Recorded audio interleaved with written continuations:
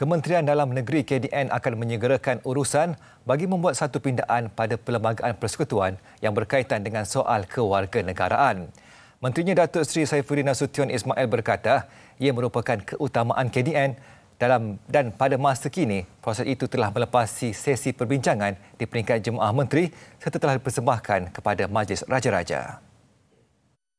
Sekarang dalam fine tuning kepada ayat dan juga bahasa yang akan digubah dalam bentuk rang undang-undang.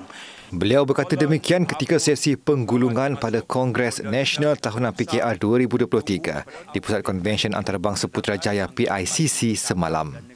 Sebelum ini, KDN dilaporkan akan membuat keputusan muktamad sama ada pindaan peruntukan berkaitan kewarganegaraan itu akan dibuat kepada Perlembagaan Persekutuan atau ia hanya akan melibatkan akta serta peraturan sedia ada.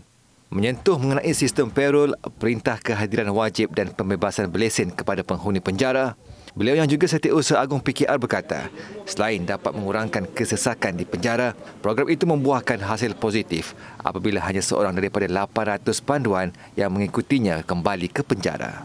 Technically, dia tu adalah penghuni penjara, tapi dia berada di luar kerana syarikat perniagaan sediakan tempat penginapan.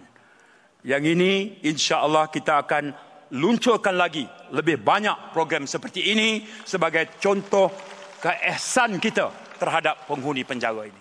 Dalam perkembangan lain, beliau berkata satu lagi premis penempatan anak pendatang tanpa izin akan dibuka di Papar Sabah bulan depan sebagai prinsip ihsan kerajaan madani terhadap kanak-kanak yang ditinggalkan ibu bapa ketika operasi Jabatan Immigration.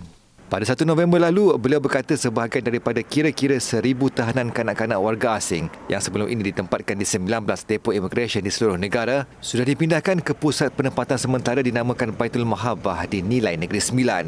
Katanya pemindahan kanak-kanak daripada depo imigresen itu adalah atas dasar kemanusiaan, selaras komitmen kerajaan dalam melindungi hak kanak-kanak tanpa mengira status seperti yang dinyatakan dalam Akta Kanak-Kanak 2001, Akta 611 dan Konvensyen mengenai Hak Kanak-Kanak CRC.